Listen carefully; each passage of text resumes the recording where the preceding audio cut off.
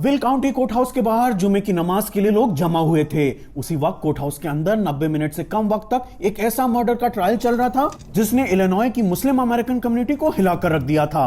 73 साल के जोसेफ सूबा को सारे इल्जामों में कसूरवार ठहराया गया, जिसमें मर्डर, हेट क्राइम और 6 साल के पैलेस्टीनियन अमेरिकन वादी अल-फायूमी को चाकू मारकर कत्ल करना और उसकी मां हनान शहीन को जख्मी करना शामिल है। I don't know if I should be pleased or upset, if I should be crying or laughing.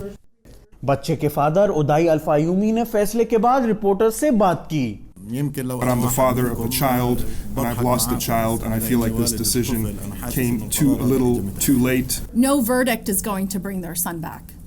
Amina बारूमी एक नॉन प्रॉफिट मुस्लिम सिविक कोलिशन के साथ काम करती हैं, जिन्होंने सितंबर में यूएस सेनेट में पास होने वाले वादी रेजोल्यूशन ड्राफ्ट करने में मदद की है, जिसमें वादी की मौत को उसके पैलेस्टीनियन मुस्लिम आइडेंटिटी की वजह से हेट क्राइम के तौर पर माना गया।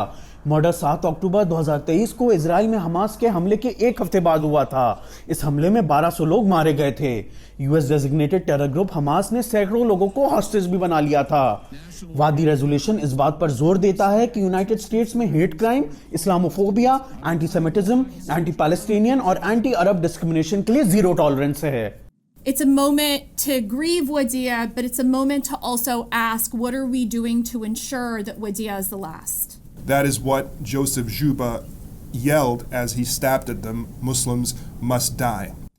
जुमे की नमाज की अगुवाई करने वाले और उदाई अल-फायूमी के लिए ट्रांसलेशन करने वाले Ahmed Rehab council on American Islamic relations के शिकागो ऑफिस के एग्जीक्यूटिव डायरेक्टर हैं। This is one of the worst hate crimes that have been committed in recent memory that targeted an innocent 6-year-old boy, a kindergartner, and his mother.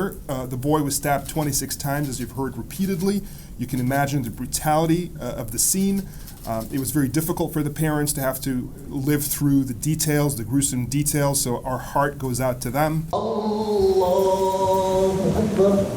Illinois America की उन states में से है जहां मुस्लिम आबादी बहुत ज्यादा है। पैलेस्टीनियंस की सबसे ज्यादा आबादी कुक काउंटी और खास तौर पर शिकागो के नेबरहुड ब्रिज व्यू में रहती है, जिसे लिटिल पैलेस्टाइन के तौर पर भी जाना जाता है। All of us who are parents, who are Arab, who are Palestinian, I happen to be Egyptian American, who are Muslim, we all saw our children die in Wadi al-Fayumi. Because this could have been any one of our boys.